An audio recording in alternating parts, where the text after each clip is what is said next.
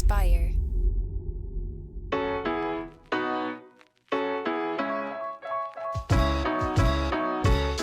Welcome back to Starting Now. I'm your host, Jeff Sarris. This is the show where I talk to entrepreneurs to reveal the unexpected paths to entrepreneurship. Today, my guest is Joe Valli. Joe is the author of the EXITpreneur's Playbook, and he's bought and sold over a half dozen of his own companies, and today he's helped close nearly $100 million in transactions for other entrepreneurs who are selling their businesses. His expertise is in selling your online business. And you might be just starting out. You might not be thinking, oh, I want to sell my business one day. But inevitably, every business will either die or be transferred to someone else when you may move on or pass on. So it's very important to start thinking today how you would exit and how you can prepare to exit from your company. This is a great conversation. We dive into Joe's story. We dive into some of the nitty-gritty of how you can prepare. And we talked a lot about the book as well, because this book is that ultimate guide to selling your business. So without further ado, my conversation with Joe Valli. So yeah, how do you just sort of briefly encapsulate what you do today? And then I like to dive into origin stories and go way back. So what I do today is help people understand the value of their greatest asset, which is their online business, and make sure that they get that maximum value. I own, up with a partner, a company called Quiet Light Brokerage. We're one of the leading online M&A firms in the world, specifically focused only on online businesses. And to help more people and reach more people, I recently wrote, I like to say, the best-selling book. I was kind of chuckling when you came on screen here, because I was on a podcast AMA yesterday, and the guys introduced me as the author of the EXITpreneur's Playbook, and I was having a good time with them. Wait a minute, I'm the best-selling author. Come on now, I hit the bestseller on Amazon in 7 categories. Yeah, that's awesome. So they put it live on Listen Notes yesterday, and it says best-selling. It's really Nice. funny. So I took a screenshot, and I'm going to send them the arrows pointing there. It's pretty funny. Yeah, But for sure. what I do now is it's strangely, I've been self-employed since 1997. But I take my life experience through having built, bought, and sold 6 of my own businesses and helping thousands of entrepreneurs. I've sold about 100 million in transactions myself through Quiet Light, and helped to sell another $500 million through the team. And just taking that experience and helping people. And that's it. Strangely enough, it's conversations, helping them and guiding them. And if they choose to use Quiet Light as their advisor when they exit, great. If they do it on their own, that's great too. As long as it had an impact on their lives, I'm good. Yeah, definitely. So do your days consist of a lot of conversations, like maybe like this or in person then? Yeah, all day long. Yeah. What would a conversations all day long. Yeah, what would a typical day look like then, just from your side? Probably at this point, because I launched the book in June, anywhere from 1 to 3 podcasts or AMAs a day. Strangely enough, I've done, it's still barely been 2 months, and I've done a lot of podcasts, even with working vacations in there. And then it's strategy talk with our team, with my partner, making sure the company's going in the right direction. And I'm not having individual one-on-one conversations as much anymore, Jeff, because I'm not brokering. Mm-hmm. And I stopped, the brokering. Really, I closed my last transaction in January, and now I'm just feeding them off to the rest of the team. We've got 12 advisors on the team. So my day consists of podcasting, strategy, planning, marketing, and mentoring of the team itself. Nice. Yeah. And we'll dive more into all of that in a minute, but I like to always rewind, go back to the origin story. So who were you at, say, 12 years old? What did you sort of envision for your life and where you would aspire to be? Yeah, it's funny. I got my first grasp on supply and demand as a kid. I lived on Central Street in Gardner, Maine, and I'd go outside at night with a flashlight, and I'd look at the ground, and the night crawlers would come up at night, right? I'd get them in the flashlight, I'd grab them and then put them in, my cup. And then I'd put them in the basement in that, box of dirt that I had. And my dad was kind enough to let me have worms in the house and a sign out front on Central Street that said night crawlers for sale. And, the fishermen would come by, I'd take them to the basement, I'd sell them some live night crawlers. That was my first experience with supply and demand. I was I think I did it before I was 12 years old, but I loved it. And that was the beginning of that entrepreneurial spirit. I never really thought I'd work for anybody else. Of course, you go through those times in life when you do. I went to college. Yeah. I thought I was going to be a stockbroker at one point. I got registered with my Series 6 and 7 in Series 6 and 63 in the state of Massachusetts. Worked for Scudder Funds. Hated it. Bummed around for a few years from job to job, trying to figure out what I was going to do. I didn't really have a real job until I was about 29 years old. Nice. And at that point, it was a very entrepreneurial vibe. And I was there for about 3.5 years before I went off it on my own. Mm-hmm. Yeah. And just that very first, being so young and doing that with the Nightcrawlers, was there an influence in your life who sort of led you down that path? Did you just have that vibe initially just intrinsically? I think it was probably Stan McCurdy. It was my parents. My parents always hung out with the McCurdys playing Chinese checkers every Friday night. And I can still hear Sandra laughing today. She had the highest pitch laugh on earth. I'd be trying to sleep at night. She keeps laughing. But Stan was an entrepreneur through and through. Sandra's family was as well. But I remember when I was about 15 years old, I'd always heard Stan's stories and saw his growth in the business all the years that I knew him. And I ended up going to work for him one day. And they were over to the house one weekend, and I was a little punk complaining about the amount of money I had and the work. And he straightened me right out. He basically said, listen, you want more work, work more. There's plenty of work to be done. All you need to do is put in more time. It wasn't the work smarter, not harder type of thing. It was more of the old school, put in the time, work your ass off and get the job done. Stop complaining. There's plenty of work to be done. And so that led to it. And Stan was my first sort of millionaire next door mentor that gave me straight up advice without even realize he was mentoring me. Yeah. And that was beautiful. Sort of the beginning of it. Yeah. Yeah, for sure. And having that inspiration early on, because the smarter, not harder definitely is a valuable approach. But when you're a young kid, like, you need sort of that grind. You need to get that hustle going, I think. I imagine that really played a role sort of as you're moving forward. I don't necessarily like the term hustler. Okay, but yeah. That's exactly what I was. My oldest brother's wife, Allison, her dad, Dick, said to me, one of the first times I met him, he said, Joe, I hear you're quite the hustler. And I'm like, what are you telling me here? Am I a gigolo? What are you talking about here, Dick?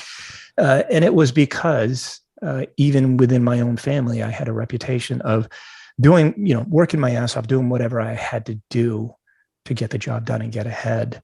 And I think even at that time, that may have been the time when I had, I might have already started a business and was working full time to support my side hustle that became my full-time gig pretty quickly. Yeah.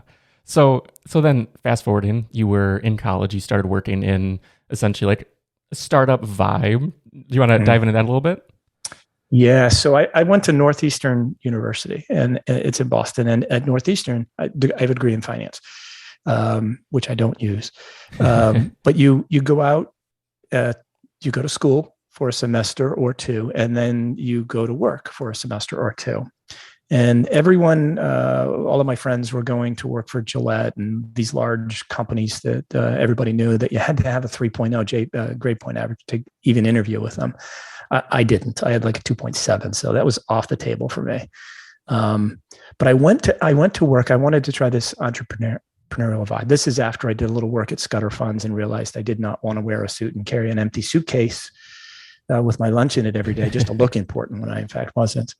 And so I took a job as an assistant manager. This is when my parents are paying $20,000 a year for school. And of course I'm paying for it too through student loans.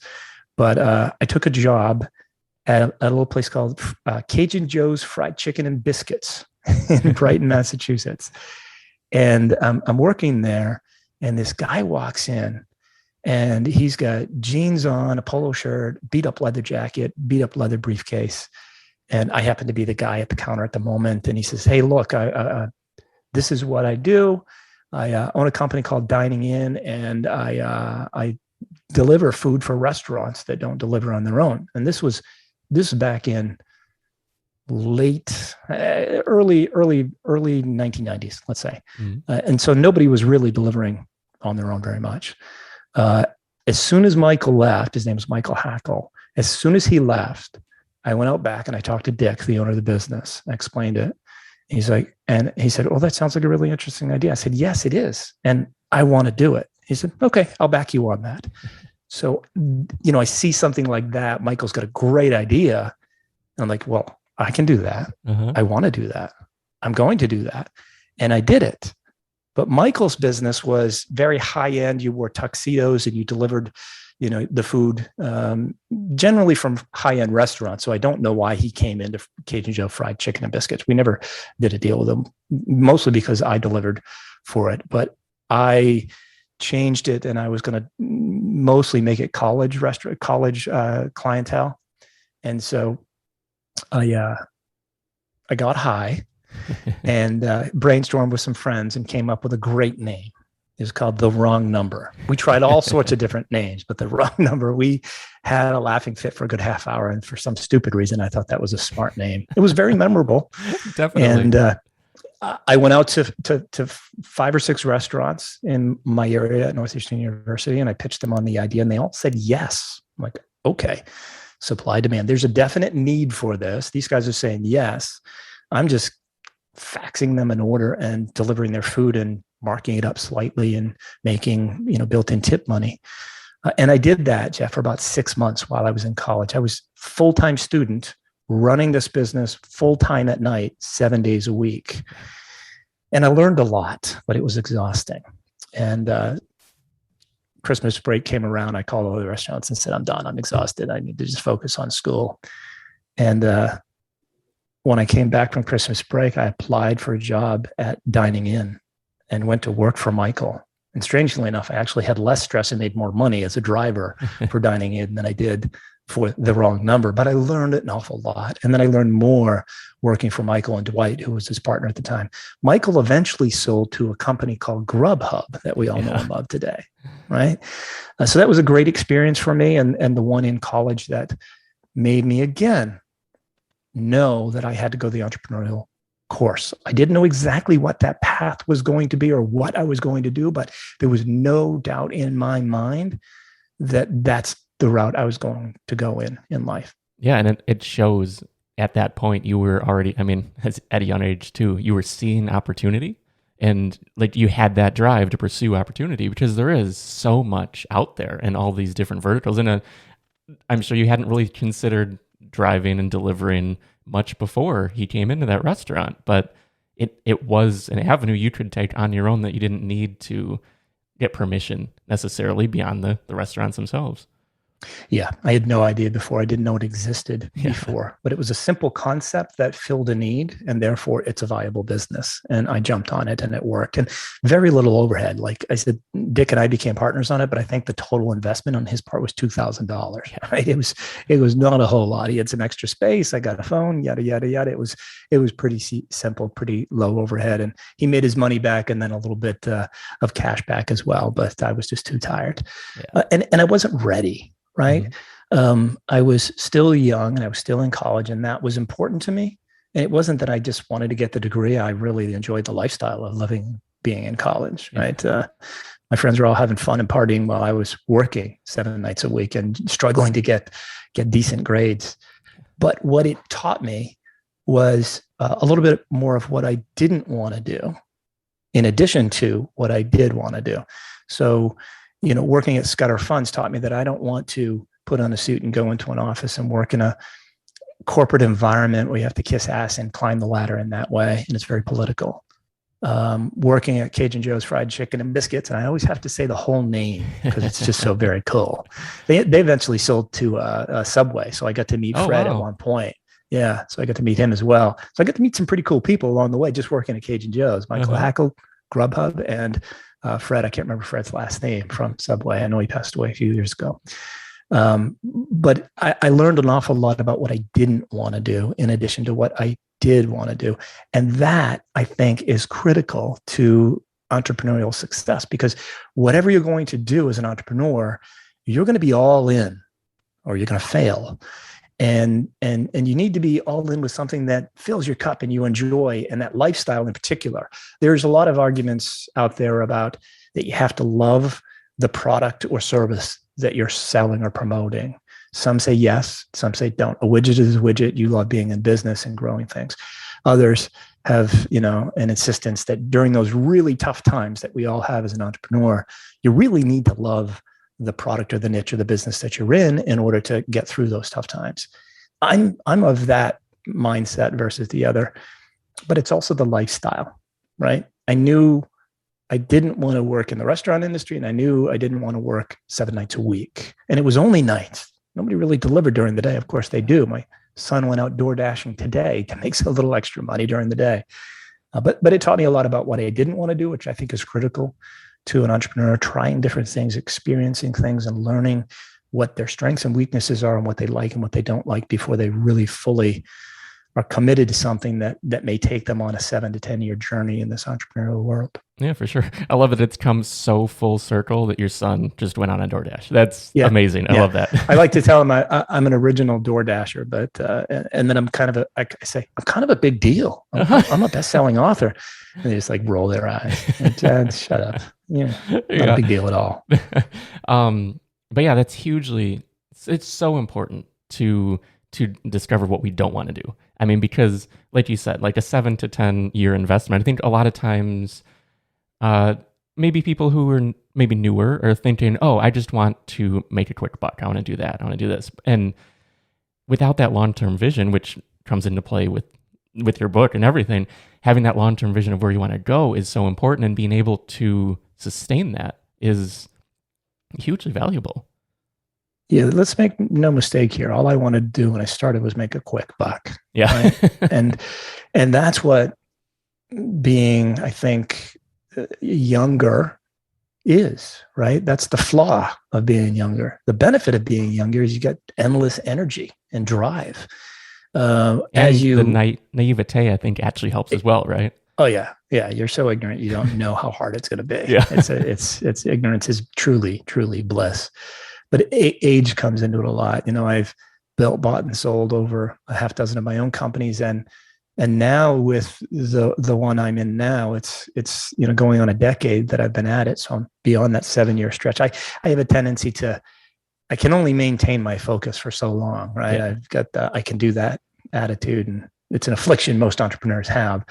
But I've evolved within the company, and earlier in my life, in 1994, I started at a company called Talk America, and I was employee number 34, and I was there for 3.5 years.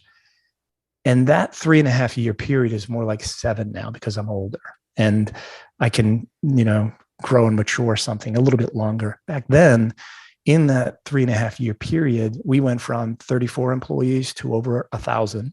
Wow. From barely breaking, I think it was 15 million in revenue, to topping 100 million in revenue. So it's its own entrepreneurial journey. And during that, I was able to do all sorts of different things within the company and very entrepreneurial driven. So I didn't get bored. What happened though, and I don't know how I got on this tangent, but what happened though was that it became less of an entrepreneurial environment. That culture changed. I always wanted to be the first one in and the first one out. I used to compete with this guy named Andy all the time, to be the first one there and the first one and the last one to leave. But it got to the point where it was a corporation, 1,000 people, worker ants just marching into work. I remember kind of the last straw for me was I was in a marketing meeting, product development marketing meeting, and I moved into the product development department. And was working for this woman, Cheryl. And we're sitting around the table. Rob, the owner of the company, is there, a number of people, product development people, Andy as well, who I ended up not liking very much and competing with after a while. But he had given a presentation on why we should kill this product off called Reading Genius. And I sighed, right? I went like that. I got a lashing afterwards. Cheryl pulled me aside, told me, blah, blah, blah, how rude I was and all this other stuff. And I said, okay, I'm getting to the point where I've been promoted to my level of incompetence. I cannot maintain this growth and passion anymore. I need to move on. And to be honest with you, I left before I got fired. I gave my notice, and I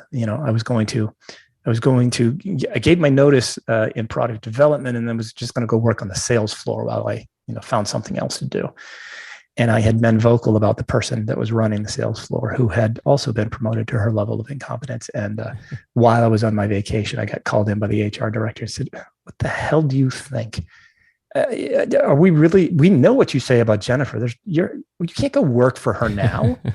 And he marched me to the door. He was a nice guy, but he marched me to the door. But you learn a lot through those experiences of trials and errors, and more about what you want to do than what you don't want to do. But no matter what along the way, you've got to work hard and hustle. And that's part of being younger and driven and ignorant, or innocent, as you say, naive. But as you mature, it doesn't become just about making money. For instance, I talked to a gentleman named Matt today who just raised $50 million to buy Amazon business. I've sold Matt 5 businesses. We've become friends over the years, and we would just catch it up. And he said, "Look, this isn't about making money for me. I have enough money in the bank at this point. I don't care if I make $1 million or $10 million with this. I just want to succeed. I just want to do right. I want to do good. I want it to make it a success." I said, well, Matt, of course you do. And of course you will, knowing you. And at the end of the day, you're going to build a better business. And his goal is to exit for a great buyer to take over. And the end result is going to be a great price. And so you're focused on just building a great company. The end result is an excessive amount of money that's going to change generations of your life. When we're younger, we don't think about that. We just think about money, money, money, now, instead of being in Matt's situation where he's thinking about building a great company for a great buyer to take over at a great price. So it's a little bit of a different mindset and shift that you can only get through maturity and experience, unless you're really, really good at listening and learning from other people's mistakes, like mine and yours. Yeah, for sure. And just sort of on that note, what keeps you going right now? I still want to dive into what you've sold and whatnot, but you mentioned like Matt, that's his drive to keep going. He doesn't need to, but he wants to create this something special. What keeps you going today? Number of different things. So, over the last decade, I've talked about 8,000 entrepreneurs one-on-one about their business and trying to help them understand the value, what they're doing right, what they're doing wrong, trying to take them by the shoulders and shake them, going, pay attention. This is your most valuable asset. Why are you just winging it? Right. But it got exhausting and tiring. And so I couldn't reach more people by having more conversations. So I wrote the book. I put it all in the book. I'm trying to just reach more and more people, and educate more and more people and help more and more people. And that's driving me right now. It motivates me. And the more people, this is strange, but the more people that I can reach and the more people that I can help improve their lives, improve their business, and eventually exit at a stronger value for them and their families, the more it's going to help me and my company at the end of the day. So, as I say, I'd be a hypocrite if I'm not thinking about my own exit, because that's what I teach people about, training for your eventual exit. So I plan out my own exit. It's eventual. It's not inevitable. It's eventual. It is inevitable. One way or another, I'm going to die, right? I have to move on at some point. But I focus on that, and I focus on helping as many people as I can, but also maintaining my sanity. I can't keep up the same pace that I kept up for 9 years grinding it out as a broker or leading the industry. Now it's a shift in mindset to having more conversations at a higher level where I can reach more people like this versus just one-on-one conversations. And then helping first the clients understand the value of what they have, and they could do what they want with the information. And that's the beauty of writing a book. I haven't written a course, right? I haven't turned it into a video course charging $600 for it. It's a $17, $18 book or a $10 Kindle. Mm-hmm. It's there. And weirdly, Jeff, that's the part of the problem is that I should be charging $5,000 for the book, because people would say, well, that's really valuable. Yeah, the perceived value, that's the thing. Perceived value. The value is there and they should pay attention to it. But so for me, reaching more people through the information that I've developed is is my goal and what drives me now. And like any entrepreneur, this is about making a living as well. So honestly, I do the numbers and the math behind how many books that I can sell, how many people I can reach, how many people I can help, and how does that translate into eventual leads at Quiet Light and closed transactions, and what it looks like 2, 3, 4 years down the road for me. So for my own eventual exit as well. Yeah, so and it all feels that like, drives me. Yeah, you're building legacy as well, like something that's going to like live beyond you through the thousands of entrepreneurs and business owners and things that you're helping along the way. So that's very commendable. I like that.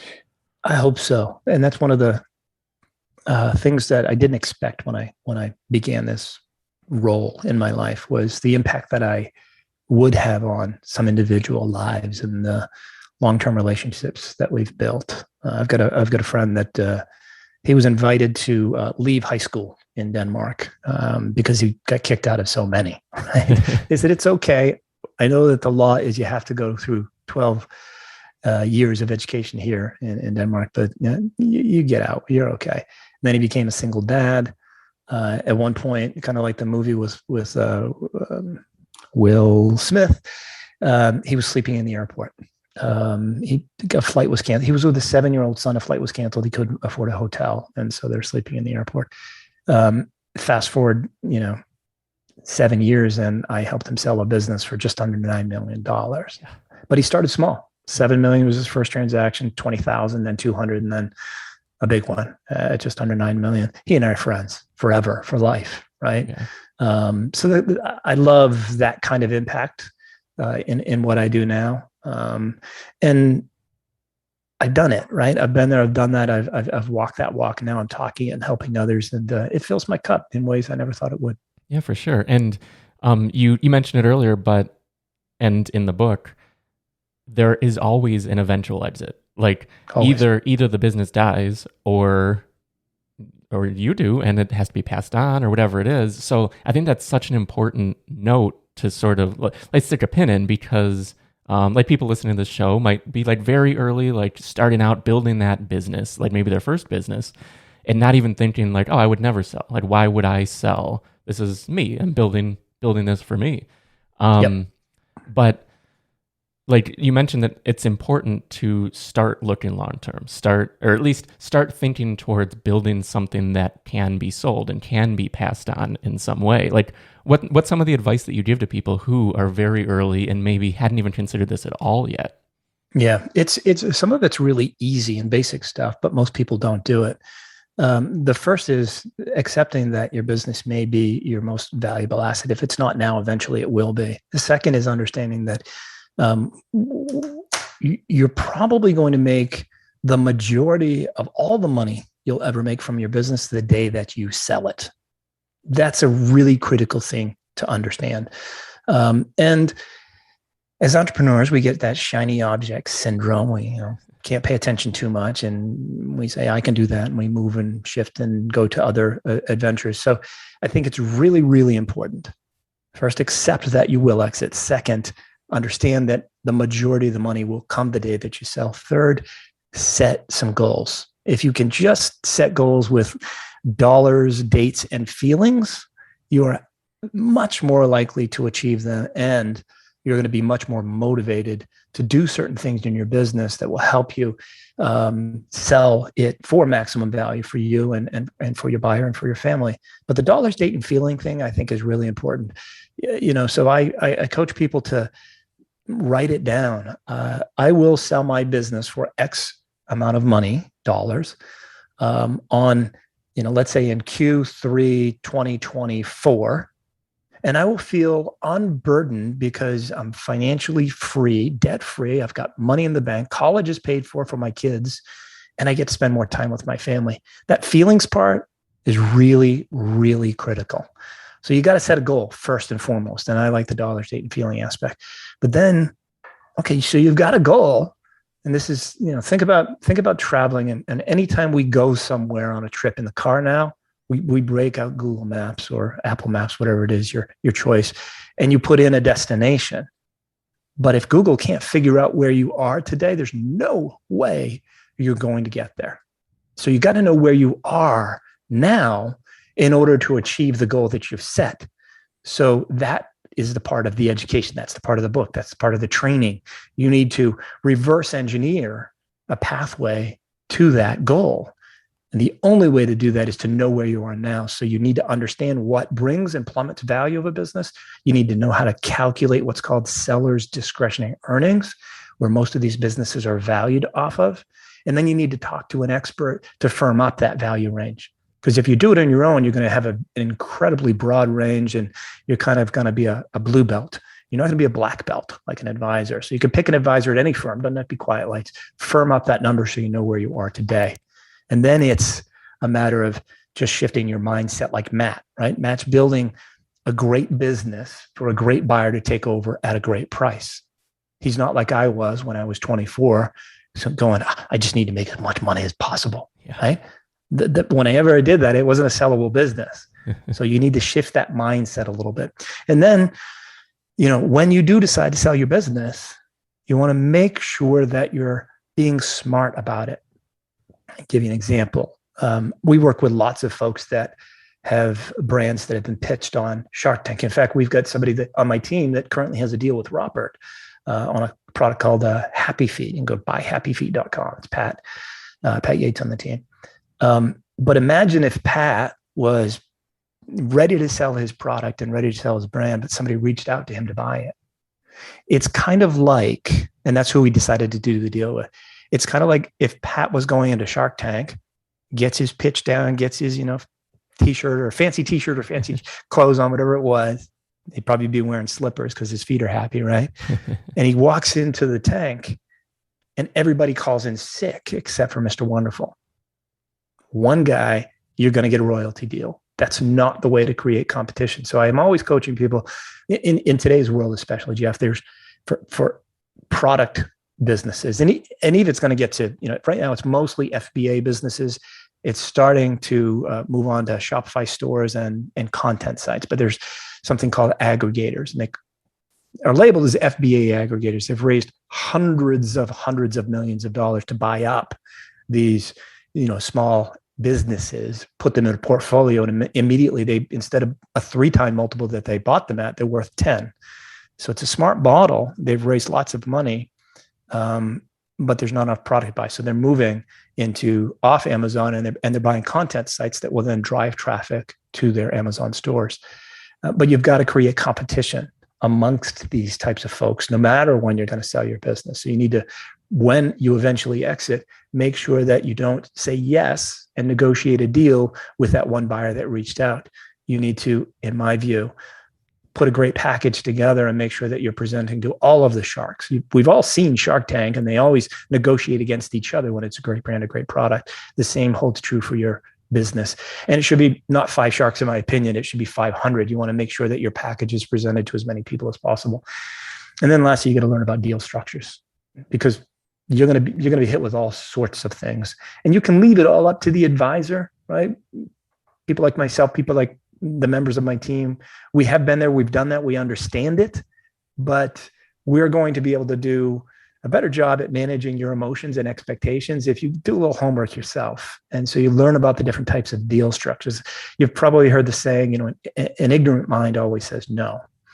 And when that happens, it doesn't mean you're dumb. It means you're inexperienced and uninformed about types of deals that could actually bring much more value to you. Like an earnout. Everybody hates an earnout, except the people that did an earnout and actually made more money on the earnout than they did on the actual sale of the business. Or an equity roll. When you sold 75% of your business, you didn't get that extra 25% in cash, but you rolled that into the new co, and you trusted that the new owner would do exceptional things and eventually exit as well. And you get a bigger exit on that 25% than you did on the 75.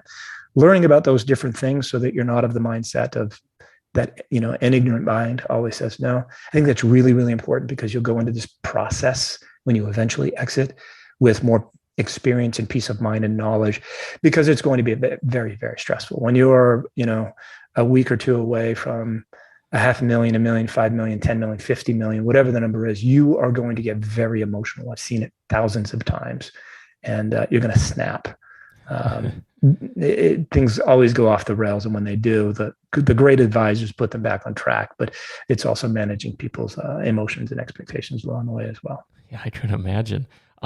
Just to rewind just a moment, as you mentioned, like content being something, also like a content platform being a sellable business. What defines a business that can be sold? Is there some criteria that you look at?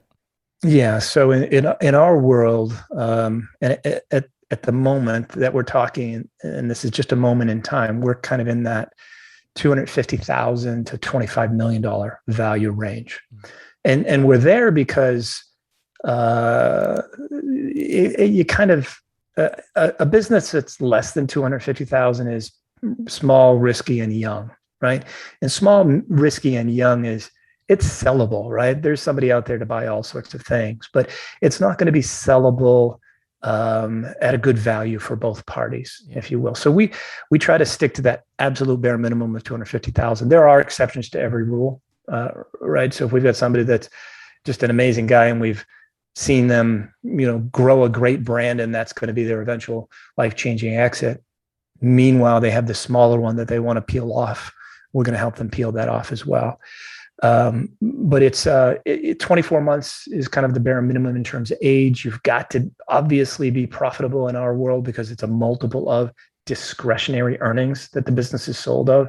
And discretionary earnings is your net income plus what's called add backs. And we won't go into the weeds there, but it's owner benefits and one-time expenses that get added back. It's pretty detailed. It's chapter 11 of the book is like an entire chapter dedicated to that. And that's where most people that are selling on their own screw up. They don't do a proper add back schedule. So it's right there for them. So age is important. The risk of the business, really important. If it's a single product, whether it's a single customer or a single SKU that you're selling, it's called a hero SKU. And it's a lot of risk. That thing can change quickly. So the value is going to go down pretty dramatically. So risk, growth of the business, if it's trending up versus trending down, people might just put their hands up and say no. Or if they say yes, they're going to give you a very low cash offer and the dreaded words, an earn out, right? Because they're taking on the risk. But without a doubt, the other two things are transferability. It's got to be transferable, right? Some people build businesses that are not sellable because the assets that generate the revenue don't transfer with a sale. An example would be someone that has exclusive rights to sell a particular product or brand online, but the owner who owns that, patent on that product refuses to let them transfer that exclusivity to anyone else. That's a non-transferable business. So doesn't matter if you're doing 25 million in revenue or not. If the assets of the business don't transfer, you do not have a sellable business. The last piece that's really, really critical that way too many people take too lightly is documentation. And I did it when I was younger, right? I started my first business in 1997. My goal, Jeff, was to make $50,000 in 1998, right? Because I was making $35,000 when I left Talk America. And my goal was to make 50,000. I made 500,000. So I had pretty good success. Yeah. But I didn't know how to reconcile a bank account inside of Quicken. And it was Quicken at the time, not QuickBooks. And the first time that I did that properly over beers with my brother's CPA friend on the back porch, mind you, gotta love being an entrepreneur, right? I realized I had about $25,000 more than I thought I had. So documentation is really critical for you, but also for the buyer of the business. If you can't show them good, clean financials or clear financials, I should say, they're not going to have trust in you that you're a good business person and running something that's going to be a low risk investment for them.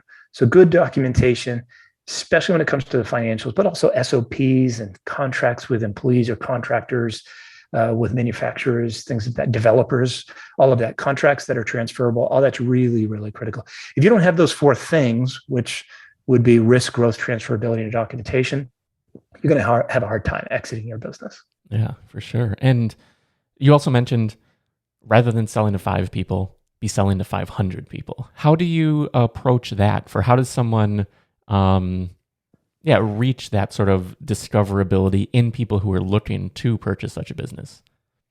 Yeah, so that's the part that kind of requires hiring somebody to do that, right? And so Quiet Light's been at this since 2007. And again, I'm here to help people understand, mostly through the book so that they can just learn to begin with. But we've been at it since 2007. So we built an incredible list of buyers. If anybody is out there hoping to buy an online business, it'll be impossible for them not to find us and our listings. Odds are they're probably on our email list, so they're going to get a notification when a new listing comes out. So when we put a listing out there, it's going to hit that many people or more, and it's just a teaser. Let me be crystal clear: you're not giving out all of the confidential details to everybody that wants to look at it. No, that first and foremost, they've got to have a non-disclosure, a signed non-disclosure on file. But there's a little teaser that just gives enough information to the potential buyer to go, that one's interesting. It fits my criteria from what I can see. I'm going to go ahead and inquire on it. And then, of course, in our case, if they already have an NDA on file, they're going to get a link to the details. If they don't, they're going to have to sign one and then a link to the details. And at that point, there's always a process, in my view. If you're selling on your own, you'd approach that on your own. You can grab a list of 100 aggregators buying FBA businesses now. You can find it online, and you can reach out to all 100 on your own. And if you do that, that's great. First, do a teaser. You don't want to give out private, confidential information. Sure, you want to. If you're going to do it on your own, in that case, you might want to give them a link to the Amazon store and light financial detail. But always walk them through the process of not allowing them to make an offer after looking at the details. That sounds strange, right? I get lots of emails when the listing is launched and an offer comes in within an hour. I'm like, John, you didn't even read the package. You can't make an offer. Absorb it. There's 100 questions that we've asked and answered. There's levels of detail that there's no possible way you absorbed it in 60 minutes. Yeah. It feels very much like you're just trying to get it under a letter of intent and then make a decision to buy the business or not. We reverse that. And anybody selling on their own should reverse that. You want to have a conversation with your potential buyer or buyers, hopefully. And then, and only then, should they be able to make an offer. And then you compare all the offers against each other. And you don't always pick the best one in terms of dollars. Oftentimes I see sellers pick the one that is the best fit for them and the one that is most likely to get all the way through to closing. An example where I sold a business, had a business listed. We ended up selling it, but it was $2.3 million. And I had two full price offers. One was all cash from a guy that knew everything, and he had plenty of money to buy it with $2.3 million in cash. He was cocky and arrogant, and nobody liked him. The other guy needed an SBA loan, could only come up with 10%, and then had to come up with, use the SBA loan process, which is going to take an extra 60 days to close the transaction. But he was prepared. He was so likable in the call with the seller, Syed, and he actually researched Syed's background and found out that they went to the same school. He made sure he had his gator hat on during the call. He made sure that Syed knew that he wanted to keep the staff in place and didn't want to change anything. That was really important to Syed. And it was right there in the package. It was questioned, asked and answered. So he did his homework. So Syed chose this guy, Nathan.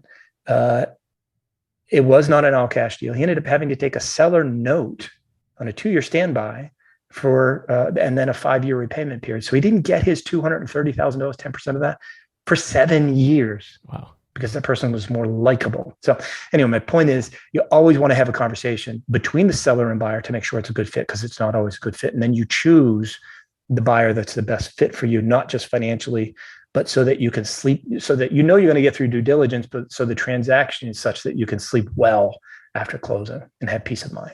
Yeah, it's still a person-to-person interaction. I mean, it's big money. There's a lot going on, but it's still a relationship business, like through and through. I'm so glad you said that, because it's so absolutely true.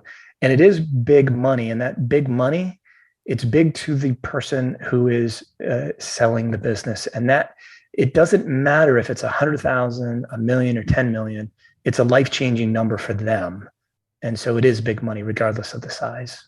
Yeah, for sure. So are there any types of businesses right now that you're looking at that you're thinking like, oh, maybe a few years down the line, these are the these are the ones where the industry is maybe shifting. I don't want to say industry because it's such a broad space, but is Yeah. there anything that you're really seeing maybe on the horizon that you're excited about and looking forward to see what happens in the next coming years?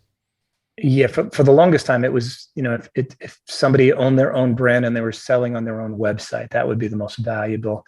When we compare niches, there's really content, right? So it's a blog, if you will, talking about a particular subject. Let's say soap operas, right? Rabid fans, and then they click links and they buy products and look at ads and things of that nature, and the business makes money. And then there's a SaaS business, software as a service, where you're subscribing to Helium 10 or Jungle Scout, for instance. These are Amazon SaaS products that help you grow your business on Amazon. And then there's simply a product business, which is a brand where you're selling on your own website and Amazon and things of that nature. And then there's service, right? You're an agency supporting an Amazon seller or anybody else, right? So you've got content, SaaS, e-commerce, and service. Of those four, right now, the hottest in the market is FBA, e-commerce with a strong FBA component.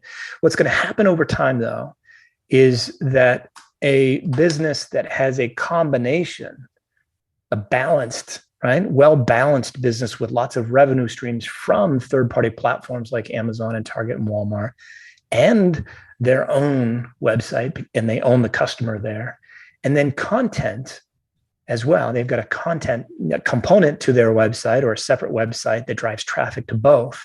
Combination of those three would be the trifecta, I think.